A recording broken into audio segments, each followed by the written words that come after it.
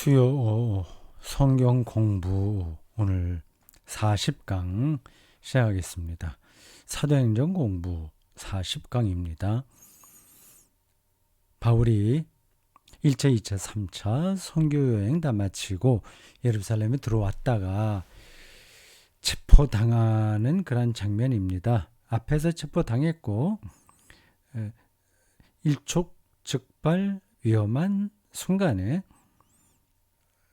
로마 장교에 의해서 구출을 받고요. 연설할 기회까지 얻었습니다. 22장 1절에서 오늘은 21절까지 보겠습니다. 이 대목이 연설 장면이에요.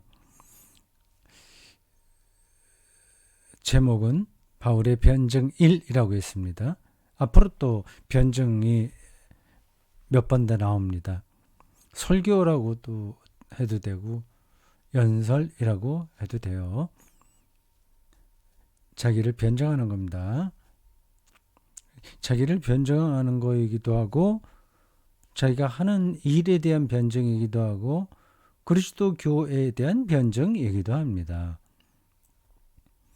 apologetics 영어로 표현하시면 그렇습니다. 자기의 하는 일에 어떤 정당성이 있는지를 피력하는 거죠. 사도행전에는 이러한 설교 혹은 변증 또는 연설이 몇 대목 나옵니다. 대표적인 사람은 물론 바울이지만 앞 대목에서는 사도행전 앞에 가면 베드로가 대표적이고요. 그 다음 최초 순교자 스데반도 그러한 반열에 섭니다.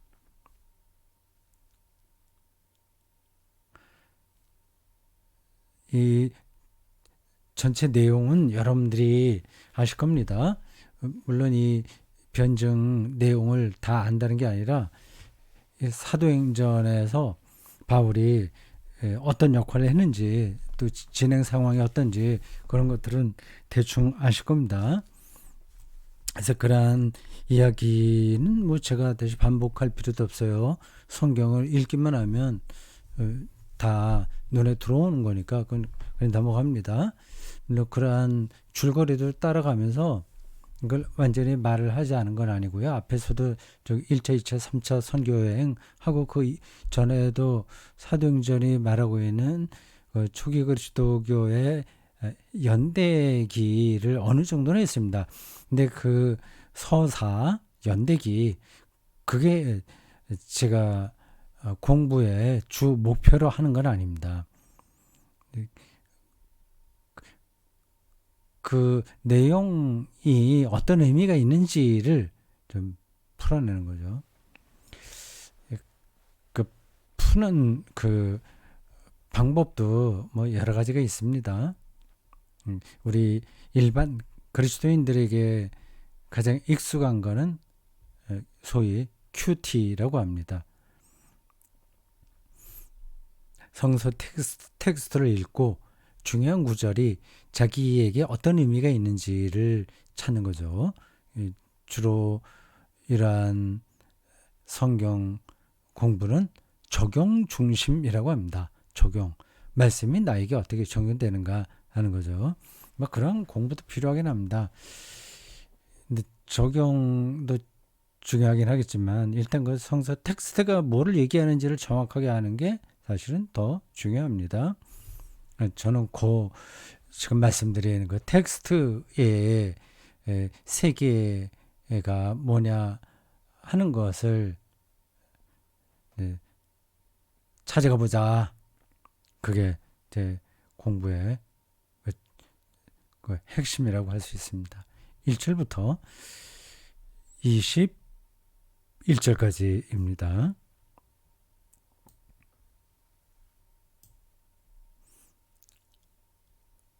부형들아 이렇게 시작합니다. 부형 표현이 딱 와닿지는 않죠. 부형. 제가 저 표현에 해당하는 그리스어를 찾아보지 못했습니다. 부형? 보통 저런 단어들은 우리 잘 쓰지 않죠.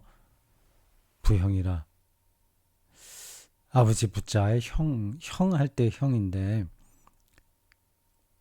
아버지와 형제들아 이런 뜻인가요? 그렇진 않겠죠. 거기 뭐 여자분들도 있었을 테니까 꼭 부형이라고만 표현할 수는 없어요. 근데 왜 저렇게 호칭을 했는지 그건 잘 모르겠습니다. 내가 지금 여러분 앞에서 변명하는 말을 들으라. 변명, 예, 변증입니다. 예, 변명이라고 하면 조금 소극적이죠. 약간 핑계 대는 것 같은 느낌도 있고요. 근데 그리스어로 아마 아폴로기아일 겁니다. 제가 그것도 확인해 보지 못했어요. 영어도 똑같은 단어입니다. apologetics, 아폴로기아. 나의 뭐 설교를 들어봐라. 나의 연설을 들어보라. 내가 변호할 기회를 뭐 달라. 뭐 그런 뜻입니다. 변호사가 어떤 사안에 대해서 설득 하는 뭐 그 행위, 그걸 이제 변증. 우리 말 성경에는 변명 이렇게 표현된 그 단어입니다. 앞에서도 제가 한두 번 말씀드렸습니다. 바울이 사실은 이렇게 대중연설에는 아주 약한 사람입니다. 자기 말에 누라다, 조라다 그런 표현을 했어요. 그러니까 말은 잘 못하는 사람입니다. 그리고 그의 외모도 별로 이렇게 호감은 없었던 것 같아요. 그런 표현도 어디 있습니다. 그러니까 바울은 이게 그 공부를 많이 하고 논리적으로 생각할 줄 알고 신학자로서의 어떤 소양, 이건 충분히 갖출 만한 사람인데 대중들을 이렇게 끌어갈 만한, 그들에게 감동을 주고 대중연설을 함으로써 그들을 자기의 생각 쪽으로 끌어오는 그런 카리스마는 없었습니다. 뭐 외모도 좀 좋지 않았던 것 같아요. 그리고 또 환자입니다. 병치레를 제법 했어요. 병이 들었으니까 외모는 당연히 좋지 않은 거죠. 그 외모 얘기가 나와서요. 그 바울이 아니라 루터도 젊었을 땐 좀 샤프했거든요. 수도사였으니까 먹는 것도 뭐 시원찮고 또 거긴 뭐 주기적으로 금식도 하고 하니까, 그리고 신학적이고 영적인 문제로 고민을 많이 한 그 젊은이라서 젊었을 때는 샤프하게 보였습니다. 근데 60대 중반에 죽었죠, 이분이. 그때는 좀 비둔했습니다. 그 데드마스크 한번 보십시오. 그리고 그 사람을 전문적으로 그린 화가가 있습니다. 크라나흐라고 할 겁니다. 크라나흐. 유명한 화가예요. 그 루터도 그리고 루터 부인도 그리고 했을 겁니다. 그런 나이가 든 다음에 사진을 보면, 내 사진이 아니라 그림을 보면 이렇게 별로 매력적이지 못했어요. 근데 말은 잘했던 것 같습니다. 설교도 꾸준하게 했고 탁상담화라고 또 유명했습니다. 예, 루터 집이 굉장히 컸거든요. 휘텐베르크라고. 지금 제가 이 사도행전 공부해야 되는데 옆으로 자꾸만 나갔습니다. 루터가 조금 더 살았으면 저 업적을 더 남겼을 텐데, 뭐 그의 업적으로만 하면 누가 따라갈 수 있겠습니까? 대단한 사람이에요. 그래도 빨리 죽었습니다. 60대 중반. 그 당시로서는 뭐 천수를 다 했는지 모르지만 그래도 건강했다면 더 살 수 있었죠. 그렇게 뚱뚱하게 된 이유가 맥주를 많이 마신 것 같아요. 하루에 그 어떤 자료에 의하면 하루에 2000cc를 좋게 그 넘어 마셨으니까요. 거의 그러니까 하루 종일 맥주를 입에 달고 살았던 것 같습니다. 변비도 아주 심해서 가지고 그 고통이 이런 말할 수 없었다고 하네요. 이 바울이 지금 그 사람들 앞에 그리고 굉장히 어려운 상황이잖아요. 자기를 금방 죽이려고 했던 그 흥분해 있던 그런 사람들 앞에서 부형들아, 내가 말하는 거 좀 들어보시오. 이렇게 감동적으로 연설할 만한 그러한 능력은 없었습니다. 그러니까 사람이 모든 걸 다 잘할 수는 없어요. 모든 걸 다 잘하면 좋기는 하지만 이 바울은 글 쓰는 거는 잘했습니다. 그리고 인내심이 있어서 어려운 상황에서도 선교 활동을 꾸준하게 했고 그건 잘했지만 그 대중연설은 뭐 잘 못했습니다. 근데 여기는 잘하는 것처럼 나오죠. 그건 이제 누가라는 사람이 쓰기 때문에 그런 겁니다. 그러니까 누가는 이 바울을 정확하게 몰랐을 겁니다. 그 문제는 좀 굉장히 복잡해요. 바울의 주치의였다는 말도 있긴 있어요. 뭐 그런 게 어디 자료에 딱 나온 게 아니라 이런 문헌들 거기서 몇 가지 단서를 통해서 그렇게 추정하고 또 다른 학자들이 그게 맞다 그러면 또 그게 이제 정설로 자리를 잡게 됩니다. 그러나 아직까지 그 사도행전 저자인 그리고 누가복음도 같이 썼죠. 그 두 사람이 같은 저자인 건 그건 뭐 분명합니다. 그 누가와 바울의 관계가 어떤지에 대한 정확한 그 정설 뭐 그건 없습니다.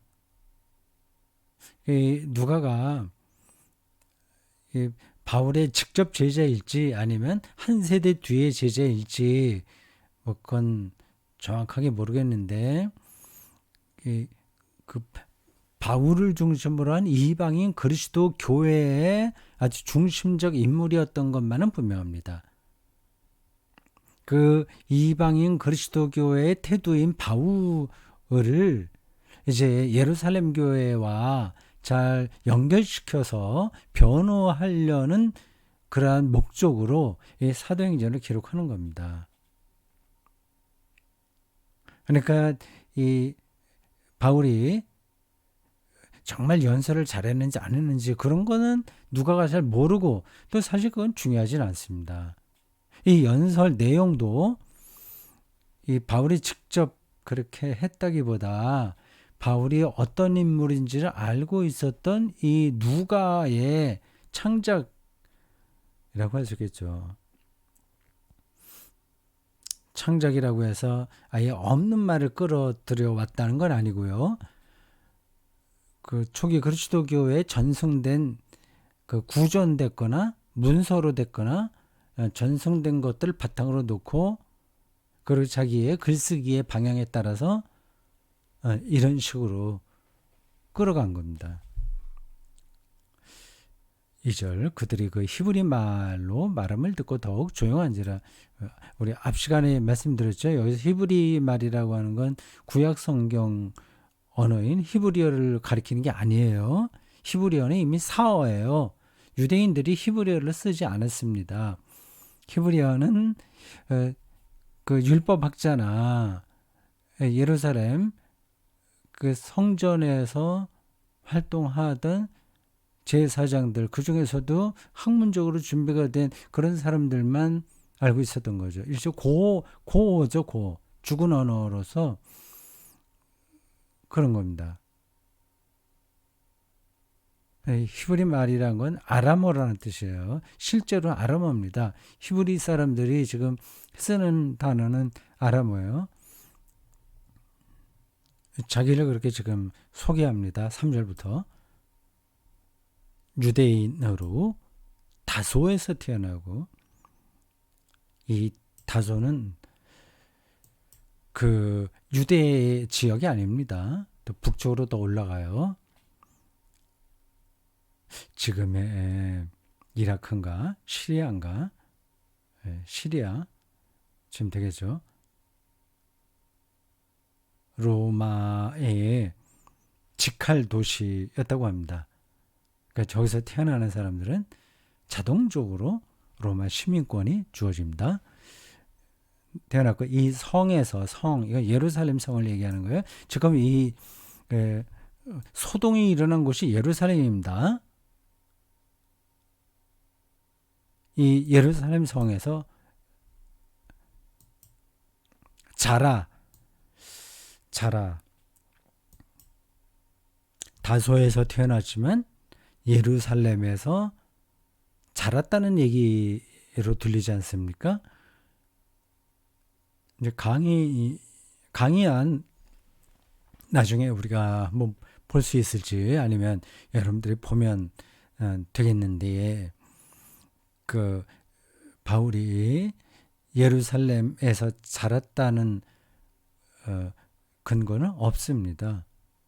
가말리엘 문화 생이라고 하는 것도 정확한 게 아닙니다.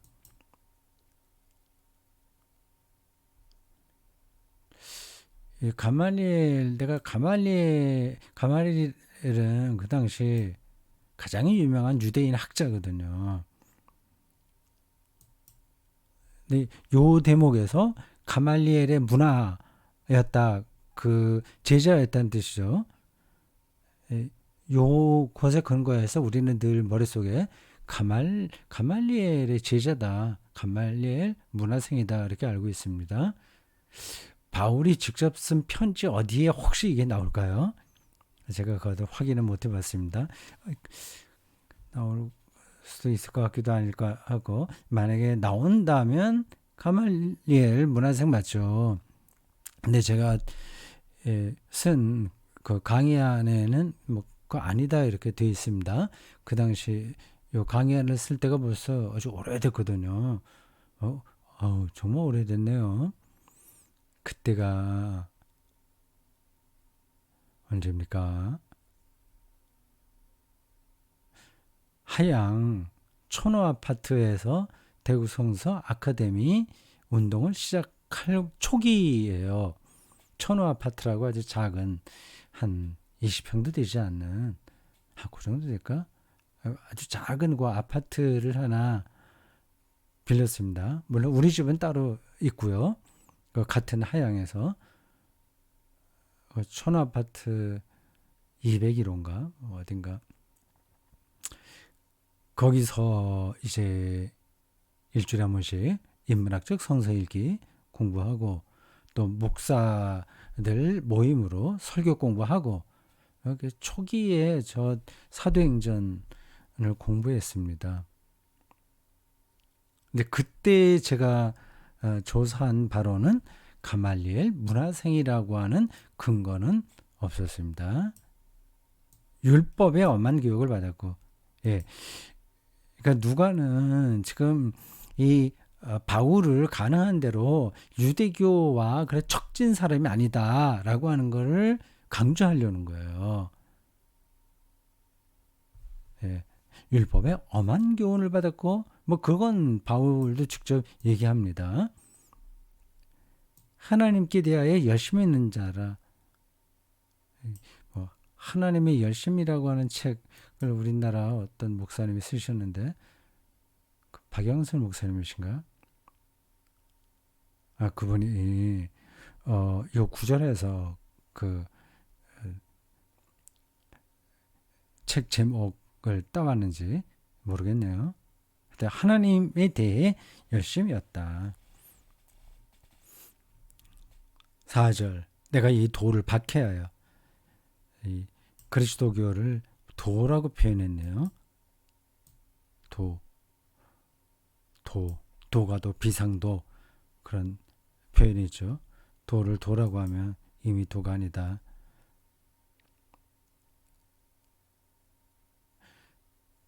예, 그리스어 호도스입니다.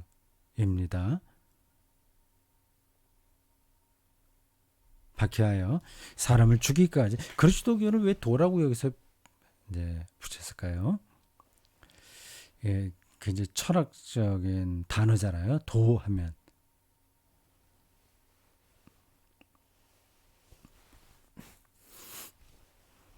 네, 그건 뭐 더 이상 생각하지 말고 지나갑시다. 사람을 죽이기까지 하고 남녀 결박하여 옥에 넘겼더니, 이건 역사적 사실입니다. 바울도 직접 자기가 그런 표현을 하니까요. 5절, 이제 자기가 이렇게 유대교의 열정적인 사람으로 그리스도교를 정말 모질게 박해했다. 그렇게 하자 대제사장과 모든 장로들이 이 사실에 대해서 증인이다.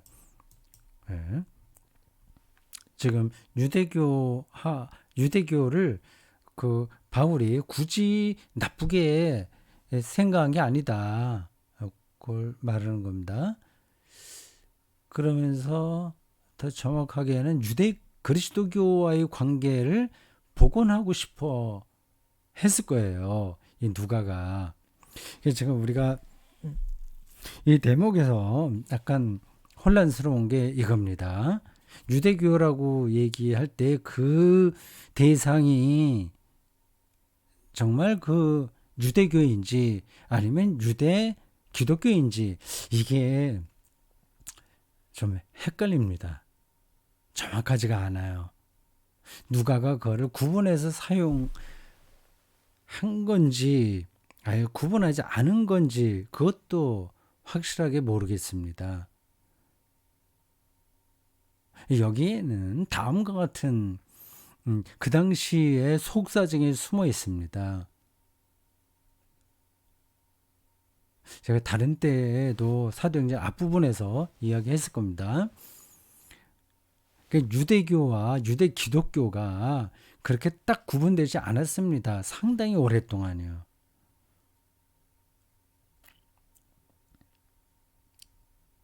그것도 조금 뭐 어느 정도 가까이 있다가 멀어졌다 하는 그 과정이 있었겠지만, 근데 그게 완전히 끊어지진 않았어요. 아마 거의 제가 초기 그리스도교 형성이라는 책에 나온 그 설명을 제가 정확하게 기억하고 있다면 이런 겁니다. 유대교와 기독교는 그냥 같이 쭉 길을 간 거예요. 똑같은 건 아니에요. 유대교 안에 하나의 다른 파로서, 나사렛 파로서 머물러 있었던 겁니다. 그래서 70년에 예루살렘이 로마에 의해서 무너진 다음 유대교가 새로운 정체성을 확보하면서 사이가 틀어져서 초기 유대교 그리스도교, 유대인 그리스도교 들이 더 이상 유대교 안에 머물러 있을 수가 없게 되었습니다.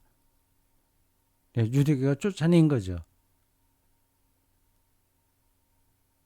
아니면 그 유대교가 기독교를 향해서 너희들 율법을 더 지켜야 된다. 그럴 생각이 없으면 뭐 보따리 싸라. 그런 요구를 했습니다.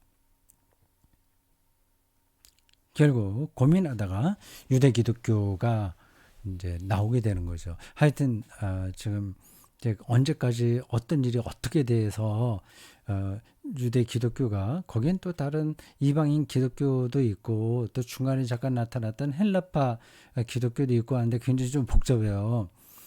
네, 그런 거를 딱딱 제가 정확하게 지금 끊어서 설명할 수는 없습니다. 전체 흐름을 말씀드리는 거예요. 그래서 이 대목에서는 그 누가가 유대교와 유대 기독교를 구분하지 않고 있었던 것으로 보여요. 그래서 여기서 미안합니다. 유대교 이렇게 얘기하는 거는 유대 기독교를 염두에 두고 하는 얘기로 보입니다. 제가 누가의 주요 관심사는 이 바울이 예루살렘에 있었던 예수님의 동생과 베드로를 중심으로 한 그 유대 기독교, 그게 유대 기독교예요. 그 유대 기독교와의 관계가 그래 나쁘지 않았다. 그걸 지금 변증하려고 하는 겁니다.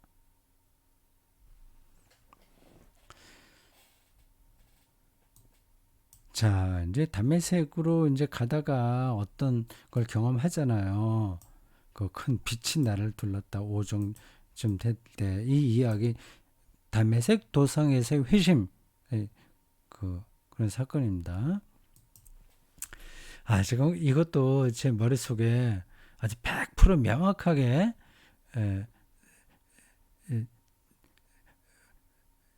정리되어 있지 않은 건데요.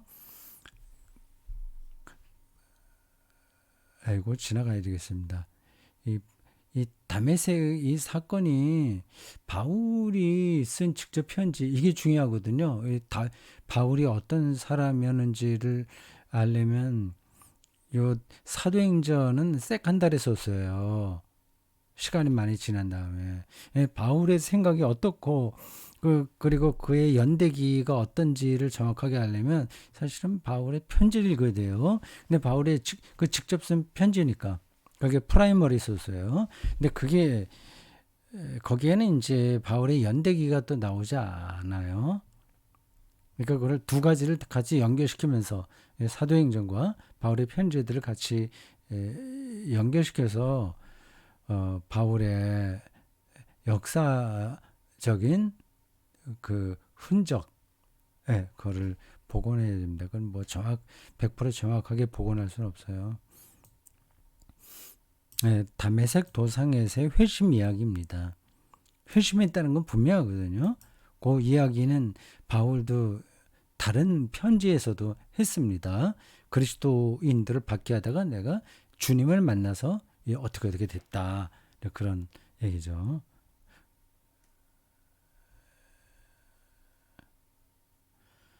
그 다메섹 회심 사건은 더 자세하게 말씀드리지 않겠습니다. 이 이야기가 이 사도행전에 3번이나 나와요.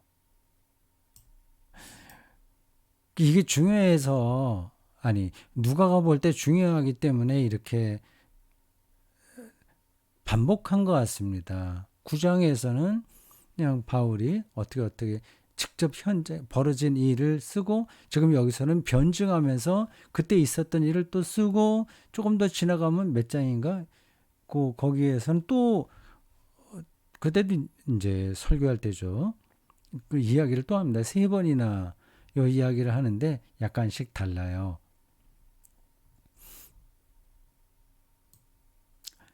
나에게 말씀하시는 이의 소리, 빛과 소리를 경험했거든요. 여기 지금 22장에는 같이 가던 사람들이 소리를 듣지 못했다고 하는데 9장인가 거기에서는 그들이 빛을 못 봤다. 그렇게 얘기해요. 약간의 차이가 있습니다. 똑같은 사건인데도 그 디테일한 부분에서 조금 차이가 있어요. 아마 누가가 이 바울의 다메섹 회심에 관한 여러 가지 전승을 차용해서 기록하다 보니까 이런 부분에서 정리되지 않은 채 이렇게 올라온 것 같습니다. 그러니까 바울의 회심에 대한 전승 말이에요. 이게 성경은 다 전승입니다. 전해져 내려오던 이야기를 나중에 쓴 거란 말이에요. 편지는 직접 쓰지만 그 편지 안에도 전승들이 있어요.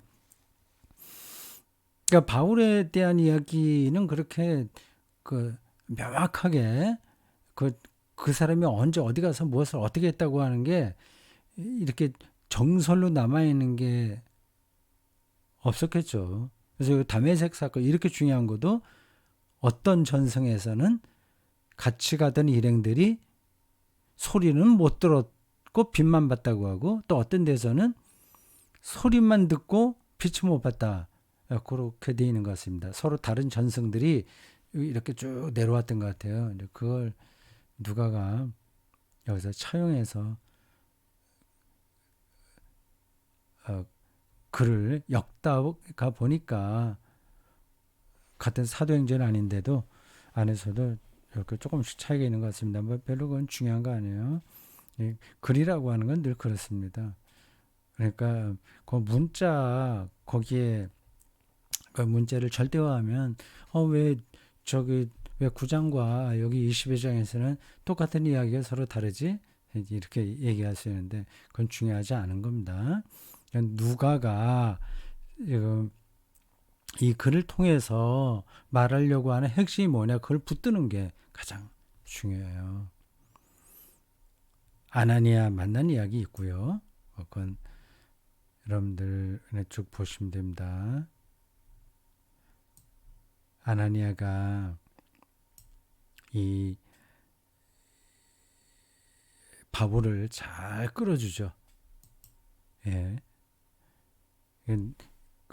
이게 시력을 좀 잃었다가 순간적으로 충격을 받아서 아나니아 이제 기도를 받고 시력이 회복된 것 같습니다. 세례를 받고 너의 죄를 씻으라 이렇게 조언합니다.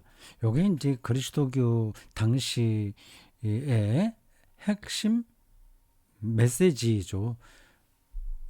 주의 이름을 불러. 주의 이름. 예수 그리스도의 이름으로 세례를 받고 죄를 씻어라.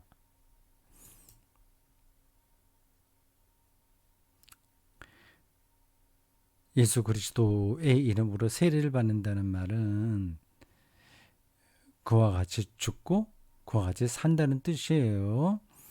그 죄를 씻는다고 하는 것은 우리의 이런저런 부도덕한 일들이 이렇게 세탁을 해서 옷에 묻은 그 때를 뭐 지우듯이 하는 그런 건 아닙니다.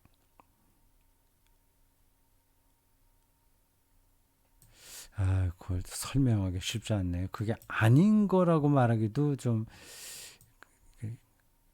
정확한 건 아닌데, 우리가 세례받아도 여전히 죄가 있어요. 죽을 때까지 벗어나지 못합니다. 자기 중심성, 교만, 허위의식, 이것 아마 없어지지 않을 겁니다. 그래도 하나님께서 나를 의롭다고 인정하신다는 사실을 우리가 붙들고 사는 거잖아요. 그러니까 그게 어떤 변증법적인 긴장관계에 있는 겁니다. 죄가 없기도 하고 있기도 한 거예요. 그런 긴장을 잘 생각하셔야 됩니다. 자, 그렇게 다시 또 이제 예루살렘으로 왔다. 그 다메섹에서 아나니아에게 이러한 도움을 받고, 그 다음에 이제 다메섹 회심 사건이죠. 다음에 예루살렘으로 돌아왔다고 그래요. 누가가 이것도 다른 있던 것들을 다 이제 끊어내고 딱 저렇게만 얘기하는 겁니다. 바울이 직접 쓴 편지 보면 아라비아로 먼저 가요. 예루살렘 가지 않고 자기의 경험이 뭐냐 하는 거를 성찰하는 거죠.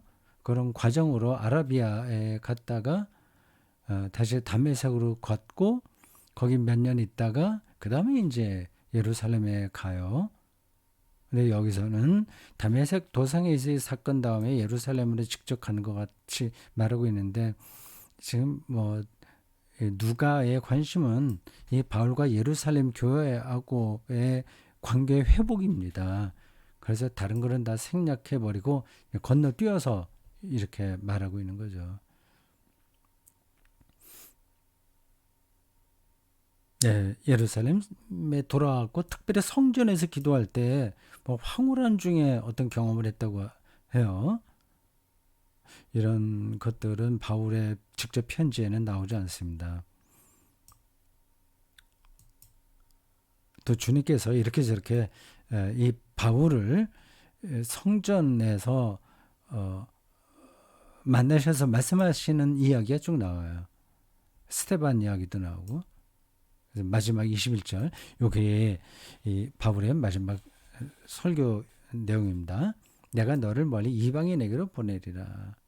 예, 이걸 정말 말하고 싶은 거죠. 이게 핵심입니다. 일부러 유대교와 자기가 거리를 두려고 한 거 아니고,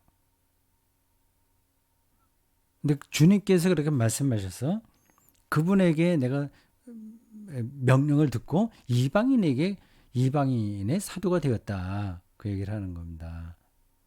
그건 이제 갈라디아서에도 나와요.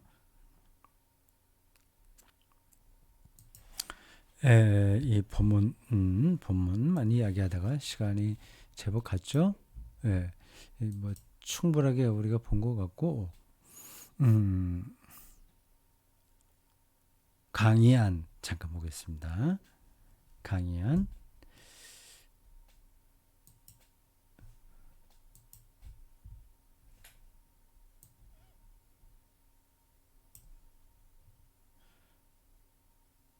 첫째 소제목 유대인 바울입니다.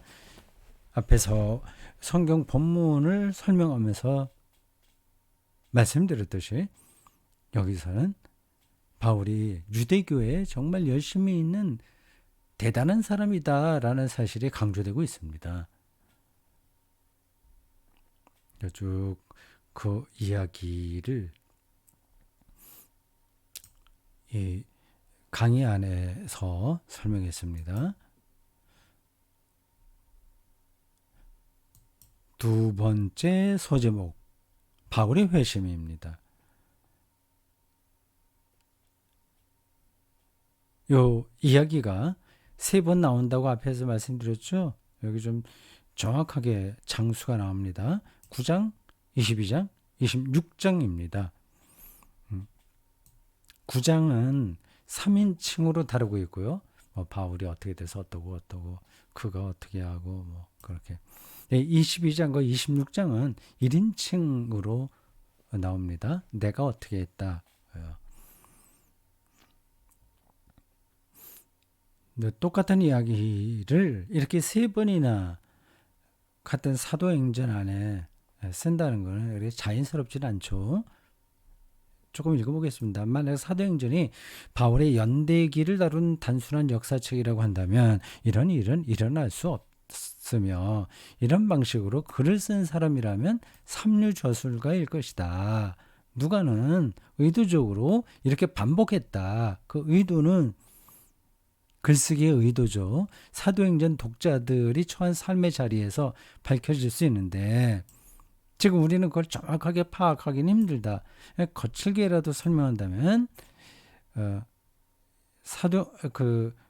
다메섹 도상에서의 회심에 대한 이야기 앞의 것 거기에는 바울에게 일어난 가장 중요한 종교 경험을 객관적으로 서술한 것이고 뒷부분은 연설이 나오는 거죠. 이방인들을 향해 복음을 전할 수밖에 없었던 저간의 형편을 변호하려는 것이 아닐까 생각이 든다. 뭐 이건 중요하진 않아요. 9장과 20장의 묘사가 큰 틀에서는 같지만 작은 부분에서는 다른 점이 눈에 띄인다. 담메색을 향해 가고 있던 바울 일행에게 일어난 이상한 현상은 하늘에서 내리는 찬란한 빛과 예수가 말하는 소리였다. 빛과 소리.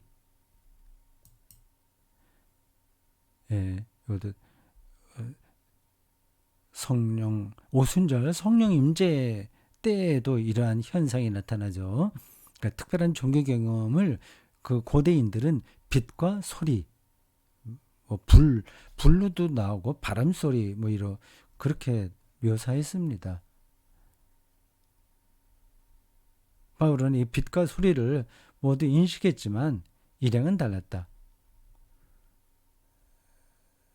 9장의 그 일행은 소리만 들었고 빛을 못 봤지만 22장의 일행은 빛은 보고 소리를 듣지 못했다. 26장에서는 이러한 자세한 언급이 생략됐다. 누가는 지금 바울의 일대기를 작성하려는 게 아니기에 이런 모순을 중요하게 여기지 않았다. 바울이 회심에 의해 그 예루살렘에 들어온 것처럼 설명하고 있는 대목도 역사적 사실은 아니다. 그 갈라디아서 1장 17절에 보면요. 또 나보다 먼저 사도된 자들을 만나려고 회심 다음에 예루살렘으로 가지 않고 아라비아로 갔다가 다시 다메섹으로 돌아갔다. 이렇게 써요. 세 번째 소제목은 아나니아입니다. 네 번째 소제목은 예루살렘에서요.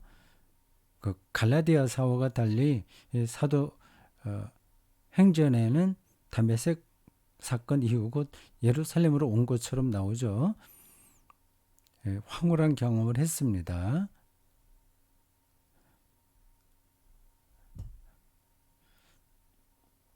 그 자세한 이야기는 여러분들 강의 안을 더 읽어보시면 되겠습니다.